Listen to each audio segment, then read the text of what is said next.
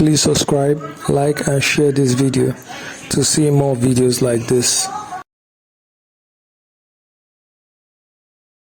Nigeria, a nation whose borders were drawn by colonial map makers, was a fragile mix of different ethnic groups. Tensions between the government, largely run by the Hausa Fulani people, and the Igbo people of the eastern region finally exploded.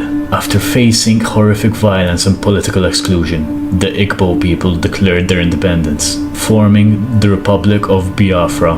The Nigerian government's response was swift and brutal. It declared war. This was the start of the Nigerian Civil War, a devastating conflict that would kill over 1 million people, many of them from starvation. The Abagana ambush was the most resounding battle won by the Biafrans during the Nigerian Biafran Civil War. Abagana ambush of March 31, 1968 is regarded as the most successful ambush in Africa's history. Remember, no one wins a war. Souls were lost in the civil war. On March 20, 1968, Nigerian 2nd Division troops marched through Abagana where they were attacked by the Biafra troops. The Abagana happened. The Abagana ambush was an ambush by Biafran guerrilla troops led by Major Jonathan Uchendu that wiped out the Nigerian 2 Division. Of the 6,000 Nigerian troops ambushed, only a very small number survived, including the 2nd Division's commander, General Murtala Mohammed. The Nigerian army finally got to Onitsha. The final battle would last less than 24 hours. Although the Nigerians were forced to pay with heavy casualties, they managed to capture Onitsha while the Biafran 11th Division retreated to Nnewi.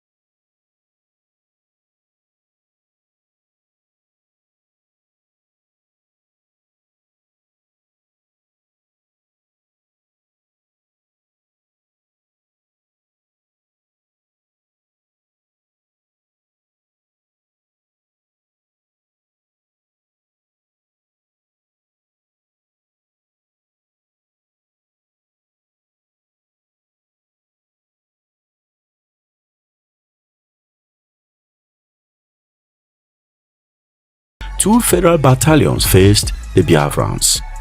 The real attack took place further west, near Nsukka, an affluent market town that had recently been blessed with the University of Nsukka, which had been renamed the University of Biafra. On July 8th, the remaining 6 battalions of the Nigerian army camped in the main ASICs near Nsukka marched in. They pushed roughly 4 miles before becoming stranded. The Biafrans fought back tenaciously despite having only about 3,000 men in arms in that sector compared to the Nigerians with about 6,000 men and a handful of light arms and ammunition. The Nigerians were able to seize and destroy the town of Nsukka as well as the university, but they were unable to go any further. The towns of Nyanya and Garkim in Ogoja province were captured and brought into range of the artillery. The Biafrans would now form a defensive line along a river to the south of the towns. The fightings would halt here and the situation appeared to be, or perhaps remained, calm.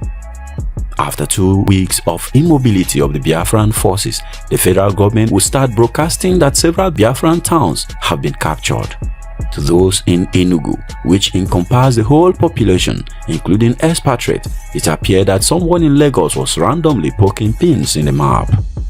After 3 weeks, the Nigerians ran into problem when 2 of their battalions were trapped and broken up to the east of Nsukka, between the major road and the railway line, after being cut off from the rest. To salvage the situation, 2 more scratched battalions made up of training staff and trainees would be deployed into the Nsukka Aziks by the Nigerians.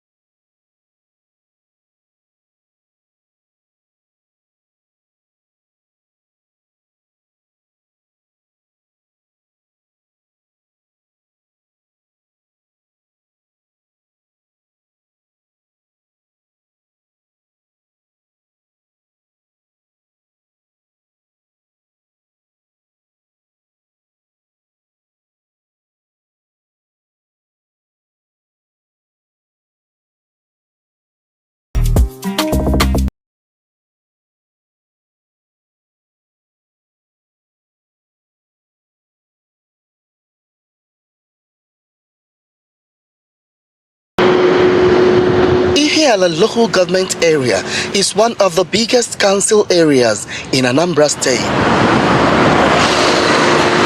Created in 1976 during the General Murtala Mohammed and Obasanjo regime. It has 10 communities, including Uli community, which played an important role during the bloody civil war that lasted for 30 months. An airstrip was built by the defunct Biafran soldiers and engineers as a critical support base for both soldiers and civilians when the Enugu airport was lost to the federal troops. This is the Uli airstrip used during the Civil War. Over there is where the plane lands, then taxis to a stop, and this is where the Biafran soldiers operated from during the war. Most of us who are indigents of this place fled during the war, and then many of us returned after the war.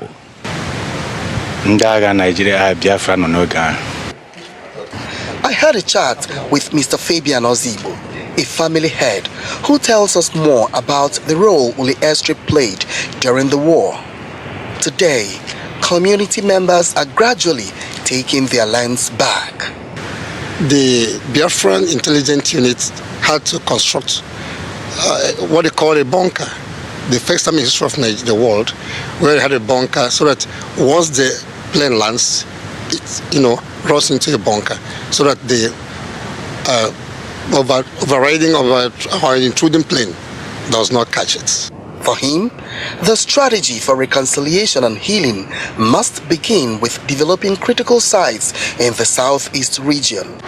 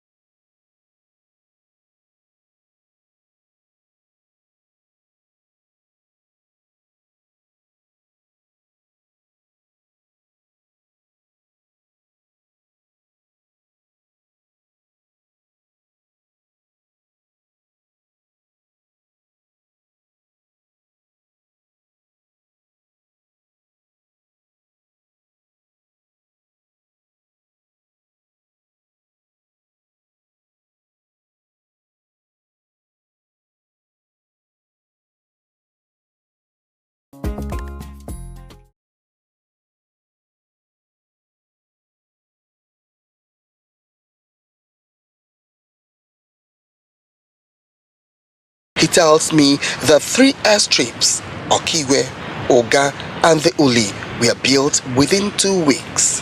Here in Anambra State, many people were affected by the war, and no one wishes to experience that again, even though some of the people still desire to have some relics of the war in the state to serve as a reminder of the ugly past, but never again to toe that path.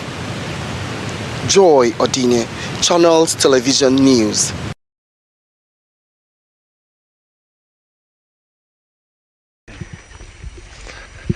This is the road to Umuahia, the last big town still in Biafran hands. Colonel Ajukwu's final refuge, where he's reported to have a bunker and ready to defend to the very last. Federal troops marching on down the road. It has to be on foot. The retreating Biafrans have dug huge holes and felled big trees across the road. And from now on, before those holes can be filled, there's got to be a lot of foot slogging. Peter, get off the road. Get off the road. Take cover.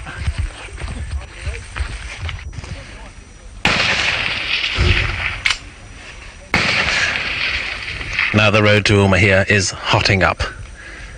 Ahead of us, about 400 yards up the ridge, a detachment of Biafran troops. The federal troops on this side, returning fire, and a rumble of thunder over the hilltop.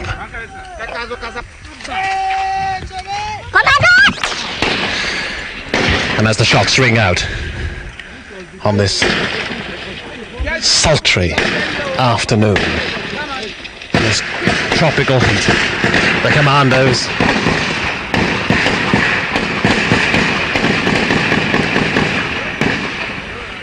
commandos cry out, "Watch it, baby, the commandos are coming."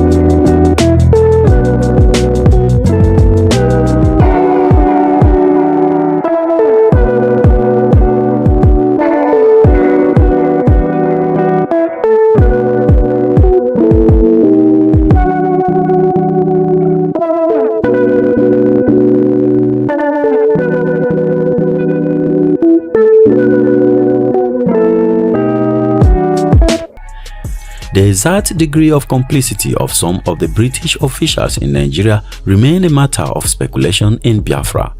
In his confession though, Banjo implicated the British Deputy High Commission in Benin and the High Commission in Lagos as having been his liaison men with Awolowo and Gowon.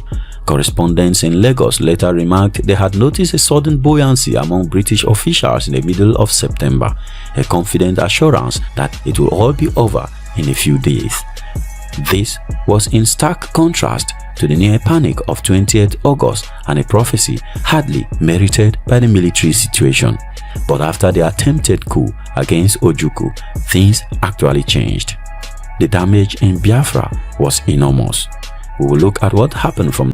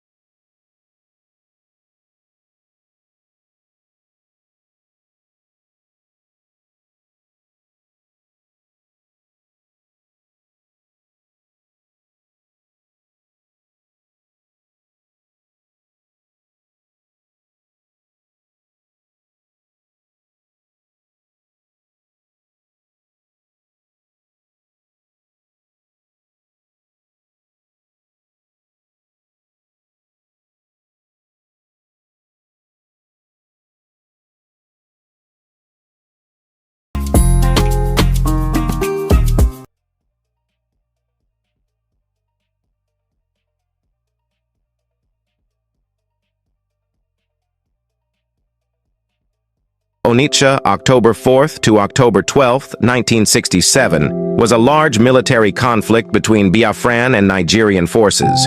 The Nigerian 2nd Division managed to seize control of Onitsha for less than 1 day before being massacred by Biafran soldiers. How it all started. On September 20th, 1967, the Nigerian 2nd Division under General Murtala Mohammed forced all Biafran soldiers within Nigeria's Midwestern region to retreat eastwards back towards Biafra. In an attempt to halt the Nigerian advance, retreating Biafran soldiers destroyed the River Niger Bridge at Onitsha, trapping the Nigerians on the other side of the river. On October 1967, 2nd Division soldiers entered Asaba and began setting up artillery positions on the banks of the Niger River, while 2nd Division soldiers began preparing for an invasion. The battle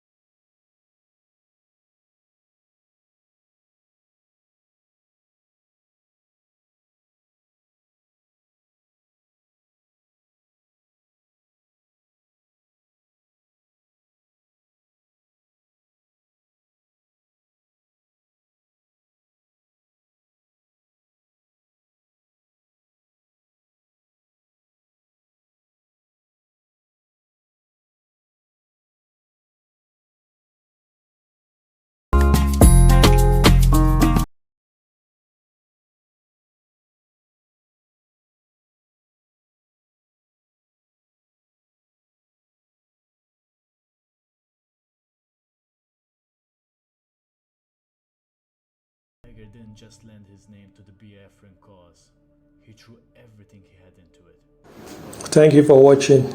Please like, share and subscribe to this channel. Be a part of this channel as we continue to bring you more informative, entertaining and interesting news. On this channel we are going to be trying as much as possible to bring the best videos, the best news, the best updates in the Southeast, Igboland and Nigeria in general. Please be a part of the movement. Thank you very much.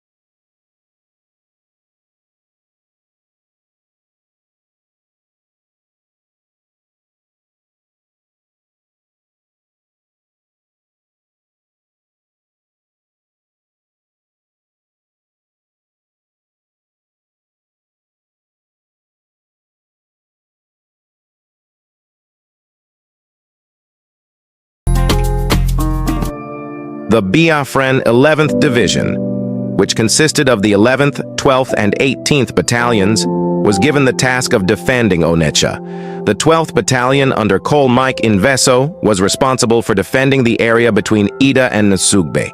The 18th Battalion under Kolbe Rassam Nasudo was responsible for defending Onitsha town, Nemp the 11th Battalion under Mage. Joseph Ahuzi defended the area between Atani and Ndoni. The beaches around Onitsha were heavily mined and were backed up by Biafran machine guns and anti-tank weapons, because the Biafrans had detonated the Niger River Bridge Gen. Murtala Muhammad was left with the decision of crossing the Niger River at Ida or making an amphibious attack on Onitsha. General Muhammad disregarded advice from the Nigerian Army HQ in Lagos and chose to attack Onitsha head-on. On October 4, 1967, General Muhammad ordered Nigerian artillery to begin bombarding Onitsha. 8 days later, General Muhammad personally led a 10-boat armada carrying 5,000 Nigerian soldiers across the Niger River into Onitsha. The Biafran 18th Battalion resisted stubbornly, but were forced to retreat in disarray. However, according to history, instead of pursuing the retreating Biafrans and occupying the town, the Nigerians turned their attention to looting and burning the Onitsha market to the ground. This gave the 18th Battalion time to reorganize and make a counterattack. The 11th Battalion under Maja Chuzi made their way up the New Market Road, while the 18th Battalion under Kolren Sudo swung down the Old Market Road towards Onitsha. Nigerian soldiers stationed in Onitsha were totally routed, and most were either killed or taken prisoner.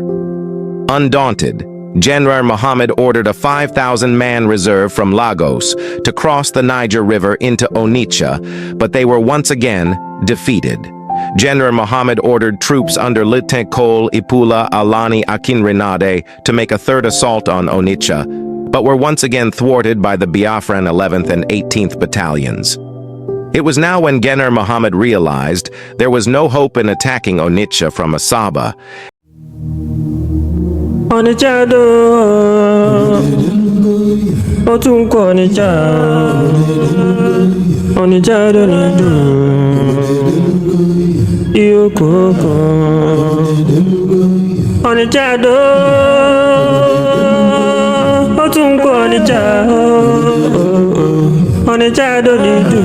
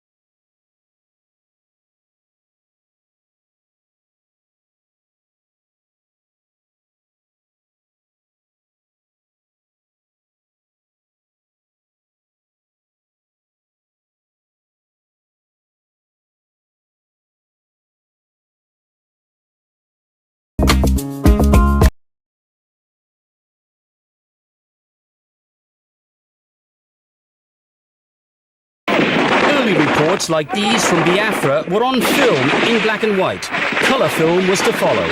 2 minutes later, the Biafrans are having trouble getting their troops to advance from their forward positions. Most of their bullets are going into the ground ahead. And he began the audacious task of heading towards Ida in the north. The second invasion of Onitsha, in December 1967, the Nigerian 2nd Division under Kolmurtala Mohammed, along with the Nigerian 6th Battalion under Latakolan Shehu Musa Yar Adua, crossed the Niger River at Ida and made their way to Enugu.